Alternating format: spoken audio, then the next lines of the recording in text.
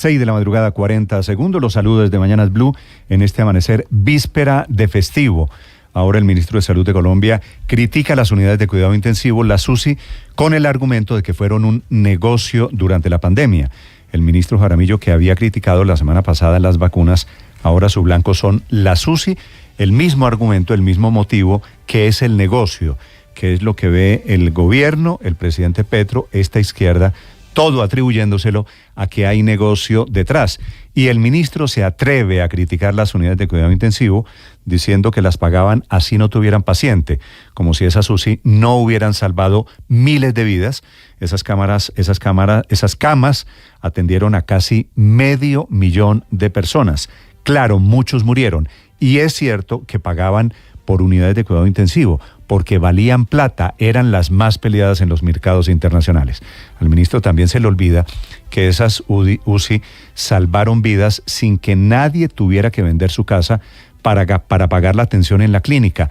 Nadie murió desatendido por falta de un ventilador mecánico, que era el motivo en ese momento de la batalla que daban los técnicos, los expertos, los científicos, la gente que manejaba la salud. Así que el ministro termina lanzando un manto de duda y especialmente una ofensa a tanta gente que arriesgó su vida para salvar otras durante la época de pandemia. En la pandemia pasamos de 5.300 camas que teníamos a más de 13.000. Las camas que eran codiciadas, apetecidas en todo el mundo, llegaron esas 8.000 adicionales a Colombia. El ministro se equivoca, entre otras cosas, dice que Colombia triplicó. Ojalá hubiésemos triplicado. Dice el ministro que se crearon UCI en zonas en donde él nunca se hubiera dejado intubar. Responde la ciencia a través de los colegios médicos esta mañana que esas UCI eran afortunadamente lo que tenía el mundo para salvar vidas. Ya les vamos a hablar de este tema, de esta imprudencia.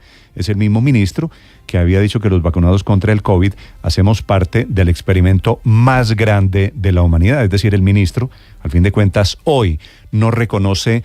Y en estas manos está nuestra salud y el proyecto de Nueva Salud en Colombia. El ministro no reconoce ni el valor de las vacunas ni el valor de las unidades de cuidado intensivo.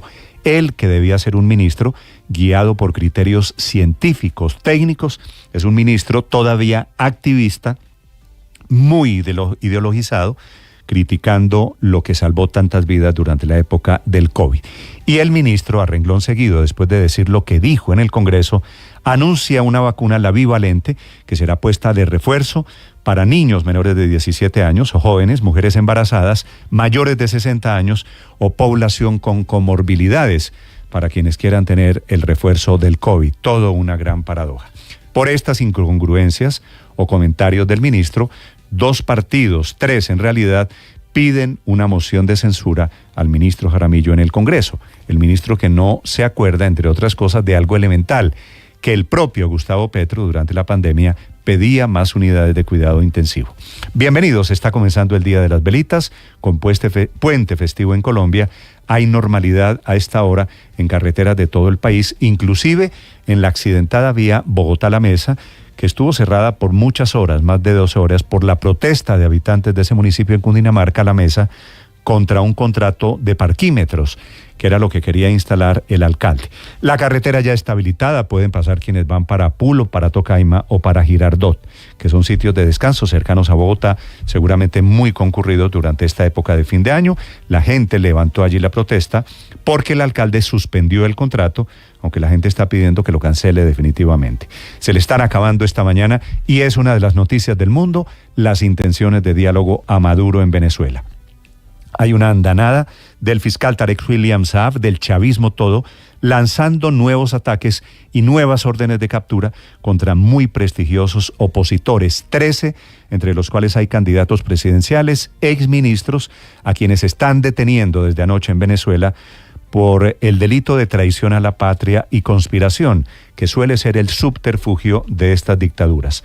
Las órdenes de captura son contra Leopoldo López, Juan Guaidó, Lester Toledo, John Goicoechea, Carlos Vecchio, David Smolansky, pero también una cantante de redes sociales que trabajaba para la prensa de María Corina Machado. Ese equipo de María Corina Machado es el gran blanco de estos ataques de la Venezuela de Nicolás Maduro. Ya les contaré de ellos desde Caracas. También tenemos la imagen del día que es la deteriorada salud del expresidente del Perú, Alberto Fujimori, que después de 15 años detenido, anoche recuperó la libertad.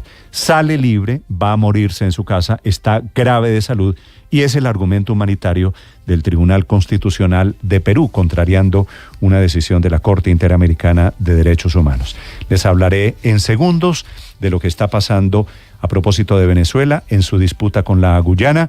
Están buscando un helicóptero de las Fuerzas de Defensa de Guyana que tiene 8 militares a bordo que desapareció. Por mal clima se ha dificultado la búsqueda, pero por supuesto hay allí una suspicacia alrededor de un posible enfrentamiento, una posible chispa que podría prender un conflicto internacional. Y en Argentina este domingo se posesiona el presidente Milei, acto al que no irá por supuesto el presidente Petro. Son antípodas políticas. El país estará representado por el canciller Álvaro Leiva Durán, que todavía no dice nada ni sobre el escándalo de su hijo, ni sobre el contrato de los pasaportes, ni sobre la salida de la directora de la Agencia de Defensa Jurídica del Estado. Dijo hace unas horas, sí, la vicepresidenta Francia Márquez en Río de Janeiro, que las políticas de Milei son antimujeres y contra la población negra. A propósito del presidente Petro, ya les cuento, dice estar otra vez enfermo, que tiene gripa y por eso canceló su agenda de ayer. Lo vimos en la larguísima rueda de prensa sobre los resultados de la prueba PISA en la Casa de Nariño y luego no ha tenido más eventos públicos. Ya les contaré de las actividades previstas por el presidente Petro para estas próximas horas. Es un gusto saludarlos en este jueves. Amanece, es 7 de diciembre, es el día de las velitas. En realidad es la celebración de la Inmaculada Concepción. Es el día de la aviación civil. Un día como hoy fue el ataque japonés a Pearl Harbor. Y un día como hoy murió hace 5 años el expresidente de Colombia, Belisario Betancur, que nunca reveló los secretos de lo que pasó en el Palacio de Justicia. Aquí está lo más importante en el resumen que preparamos en Voces y Sonidos en Mañanas Blue.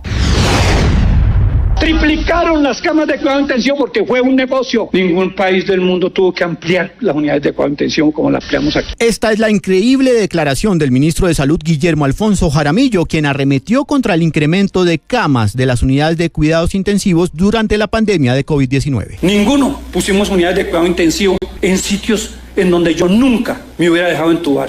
En redes sociales han recordado un trino del entonces senador Gustavo Petro en 2020, donde denunciaba que solo un 19% del total de personas que murieron por COVID habían podido acceder a una unidad de cuidados intensivos y que eso demostraba en ese momento una falla fundamental del sistema de salud. Los exfuncionarios encargados de enfrentar el COVID durante la presidencia de Iván Duque no solo lo descalificaron, también corrigieron al ministro. Fernando Ruiz, el ministro de Salud que enfrentó la pandemia, calificó como falsas y faltas de sustento estas afirmaciones y puso como ejemplo a Perú y Chile, que aumentó hasta 7 veces la UCI que tenía al inicio de la pandemia. Julián Niño, doctor de epidemiología. Casi todos los países del mundo, todos los países de altos y medianos ingresos, incrementaron rápidamente el número de camas de cuidado intensivo. Esto era una necesidad frente al volumen de casos y de casos graves, especialmente en las fases más críticas. Tras perder la pelea en la plenaria de la Cámara de Representantes que aprobó la reforma a la salud, la oposición buscará ahora sacar del cargo al ministro de Salud, Guillermo Alfonso Jaramillo, por su manejo de temas sensibles como el abastecimiento de medicamentos. La representante Carolina Arbeláez. Lamentablemente ya fue aprobada la inconveniente reforma a la salud sin aval fiscal, sin conocer las fuentes de financiación, pero lo que ahora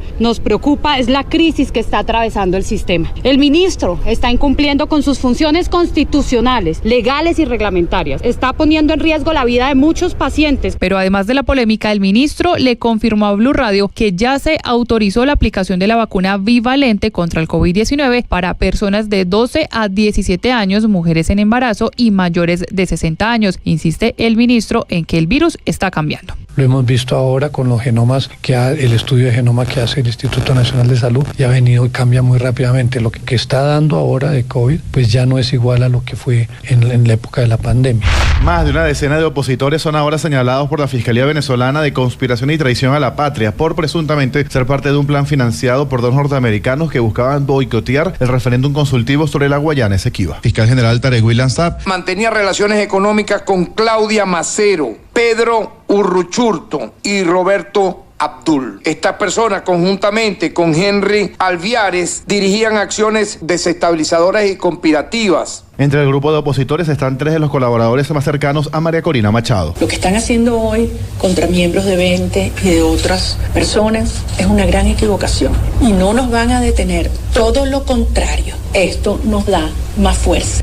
El alto comisionado para la paz, Oti Patiño, le respondió a alias Antonio García después de que el máximo cabecilla del ELN dijera que esta guerrilla no secuestra, sino que retiene personas. Una persona que es retenida contra su voluntad podrá tener algún beneficio económico, pues es un secuestrado, punto. Eso no tiene mucha discusión. La comunidad internacional, mientras ellos permanezcan en armas y sin una decisión de poner fin al conflicto, no van a dar un solo centavo. Más unos países que estiman que ellos son una organización terrorista.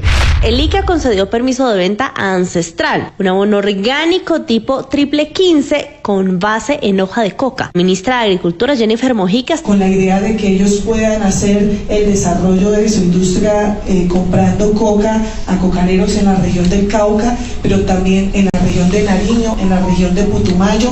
Victoriano Piñacue es uno de los líderes NASA que ahora van a llevar adelante este proyecto. Bueno, en este momento el narcotráfico lo compra a 30,000 pesos la arroba, que son 25 libras. Nosotros ahorita la podemos pagar a 45,000.